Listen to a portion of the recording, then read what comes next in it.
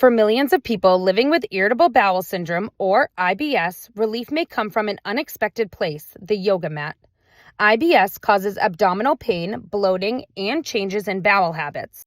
A new clinical review of 10 published studies found that people with the condition who practice yoga experienced fewer overall digestive symptoms, along with lower levels of anxiety and depression.